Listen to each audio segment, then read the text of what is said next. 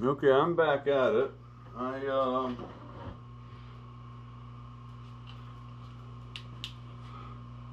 see if this helps or not. I'm not quite there yet,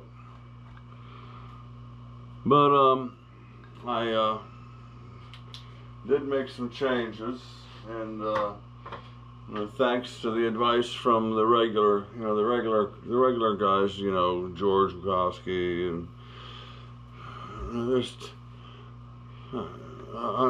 forgive me if I don't mention your name. There was one in particular, he wanted to know when I was going to start paying attention to his advice. And I just refer him over to George for the answer to that. I've got some advice from an unexpected quarter. Joe Pye, of all people, said something. I finally have a reason to leave a comment on your channel. So what Joe is doing watching my channel, I have no idea.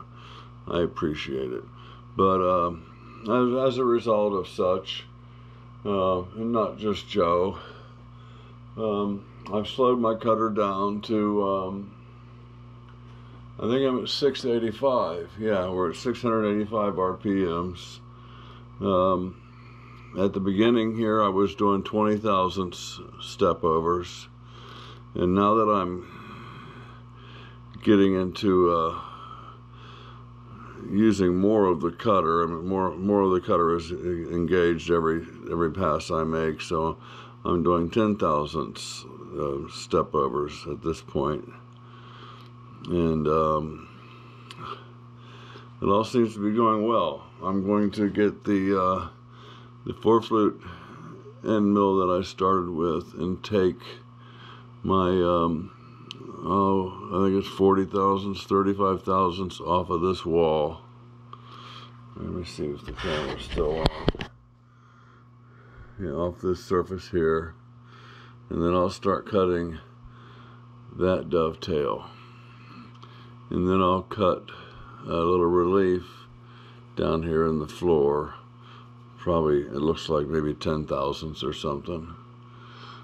And yeah, that's that. So I'm going to put it on time lapse and do a couple passes for you at a 5 thousandths step over. And I'm not sure, I'm pretty sure Joe said somebody, it might have been George, and then again it might have been that other guy, but don't do this, don't climb mill.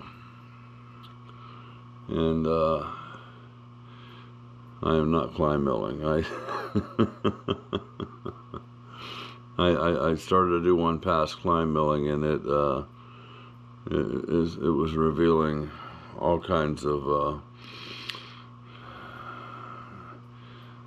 issues that I might have with my gib adjustments. So like I said, I'm going to put this on time lapse and do a couple passes and bring it back. Well, you're going to be here the whole time, so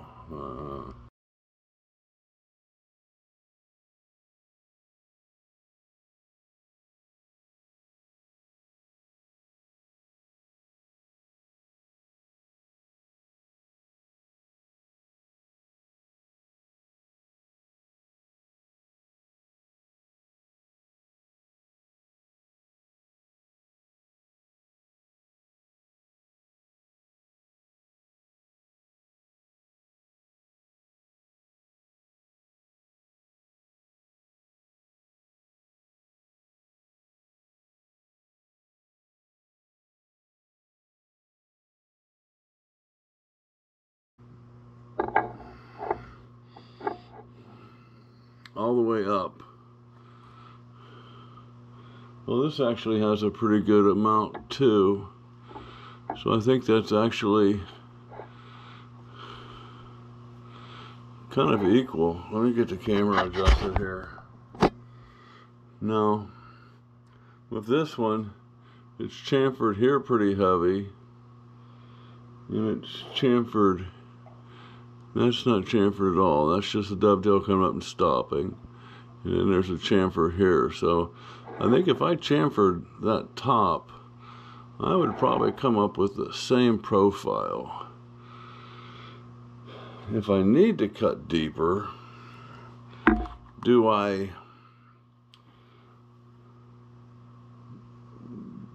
lower the knee a little bit and make another pass?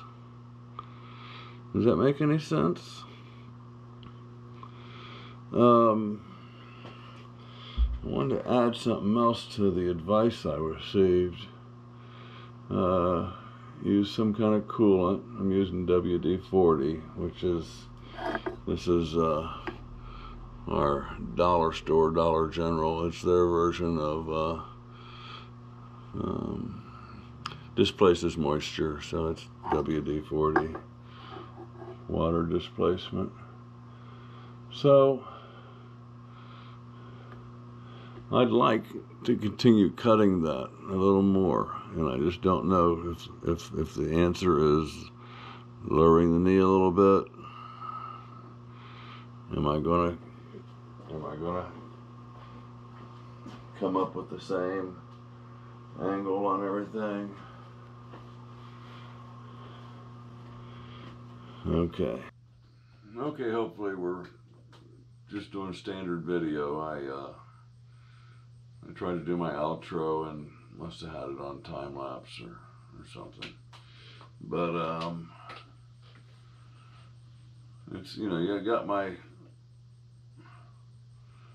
questions are in the video, so I appreciate your comments. And I want to talk a little bit about the community. And it's story time again.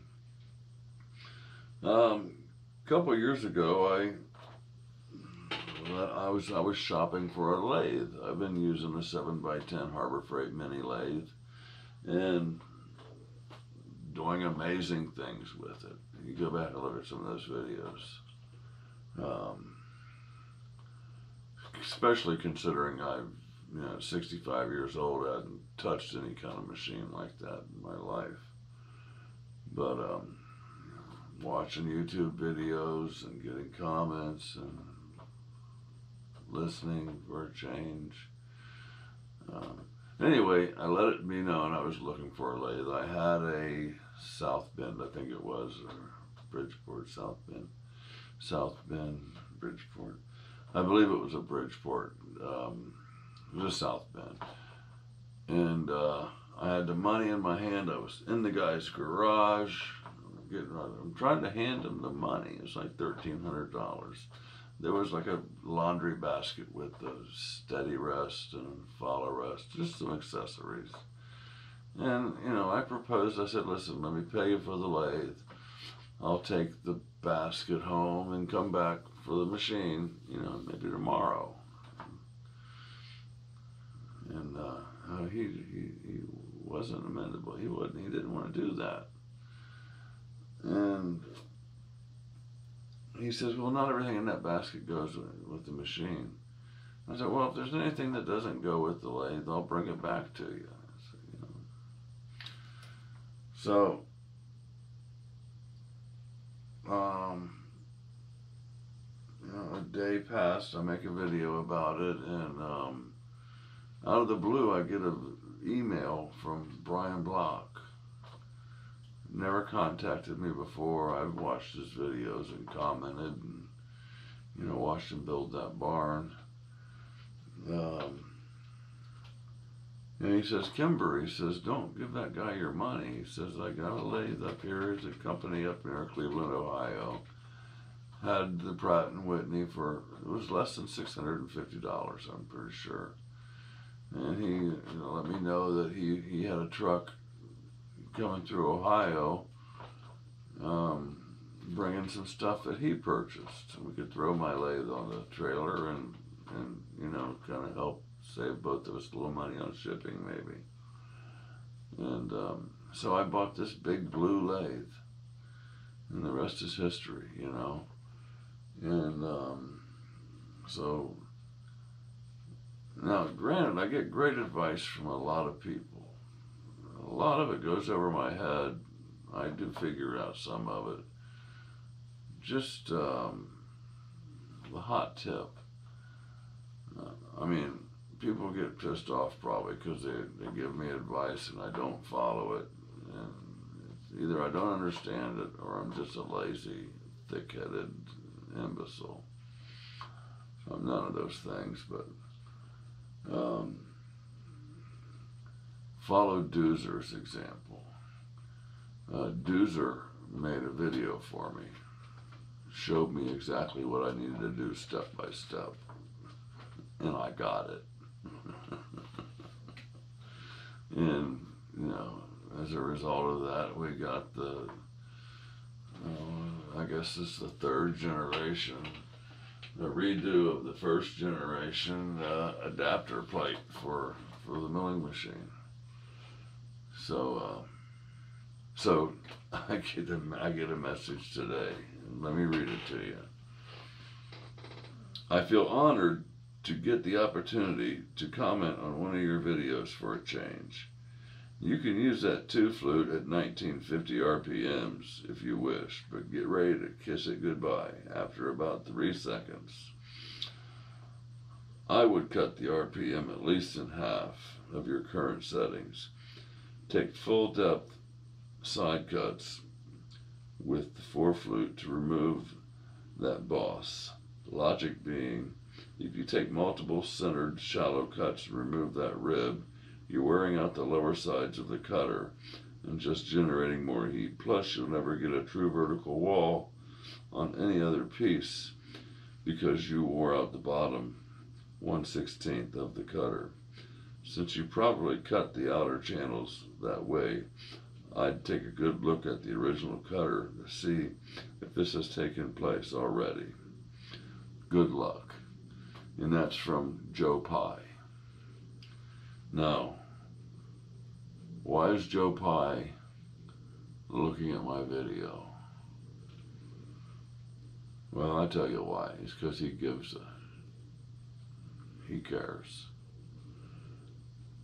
He knows I'm not going to grow up to be a machinist and carry on, you know, carry the torch for future machinists. But he cares enough to, as do many of you, to, you know, take a few minutes and leave a comment. I mean, my average video is 30 minutes long, and I know you've got to exercise the fast forward button because I do myself, but on my videos. It's a hell of a community out here.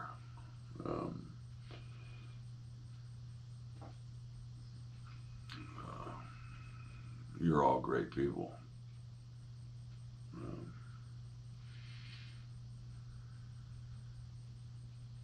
Yeah, it renews my faith in humanity.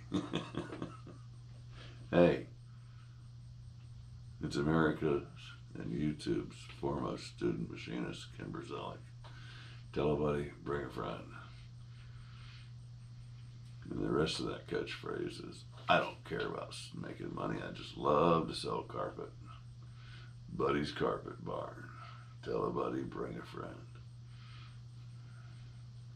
That's the kind of stuff I grew up on.